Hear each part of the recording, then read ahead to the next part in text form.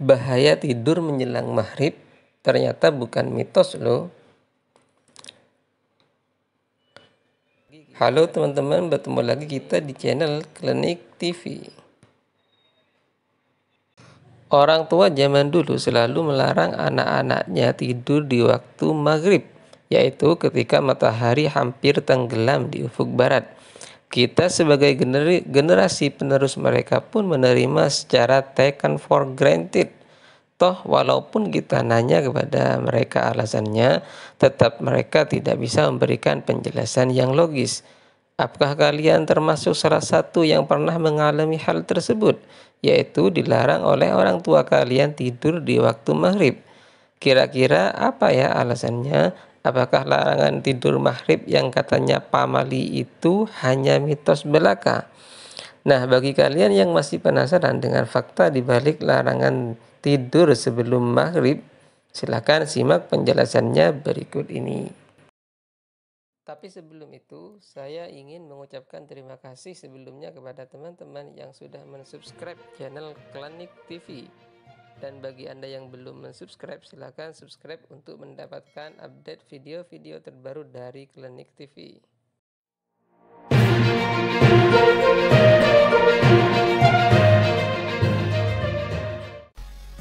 Coba kita lihat pandangan Islam tentang larangan tidur maghrib. Apakah ada dalilnya? Bila tidak ada, bisa dikatakan larangan itu hanya mitos.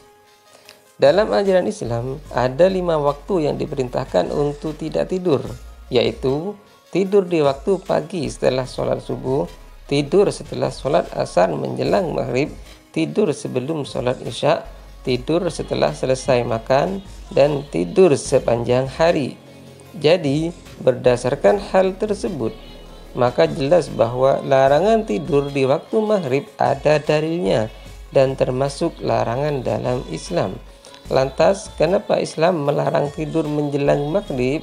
Saya menemukan sebuah dalil tentang keluarnya setan di waktu menjelang maghrib. Kemungkinan larangan tidur di waktu maghrib berhubungan dengan fakta ini. Dari Jabir bin Abdullah radhiyallahu anhu, ia menyampaikan bahwa Rasulullah SAW bersabda, "Jika kalian memasuki awal malam," maksudnya adalah menjelang maghrib, yaitu ketika matahari hampir tenggelam, "maka tahanlah anak-anak kalian karena setan sedang berkeliaran pada saat itu. Jika sudah lewat sesaat dari awal malam, bolehlah kalian lepaskan anak-anak kalian. Tutuplah pintu-pintu dan sebutlah nama Allah karena setan tidak bisa membuka pintu yang tertutup." Hadis riwayat Bukhari dan Muslim. Dalam riwayat lain juga disebutkan Rasulullah SAW bersabda, "Jangan lepaskan hewan-hewan ternak dan anak-anak kalian ketika matahari terbenam sampai berlalunya awal isya, karena para setan berkeliaran antara waktu terbenamnya matahari sampai berlalunya awal isya." Hadis riwayat Muslim. Dengan demikian, menurut hemat saya pribadi, larangan tidur di waktu maghrib erat hubungannya dengan fakta keluarnya setan untuk menggoda manusia di awal malam. Maka Rasulullah SAW memerintahkan agar ketika memasuki waktu maghrib, kita tidak tidur dan lebih baik melakukan hal-hal seperti memasukkan anak-anak ke dalam rumah, menutup pintu-pintu di awal waktu maghrib, dan sholat 2 rakaat sebelum sholat maghrib. Jadi jangan pernah tidur di waktu maghrib ya, agar kalian tidak mudah digoda dan disesatkan oleh setan yang jelas bersumpah serapah akan menyesatkan anak cucu Adam.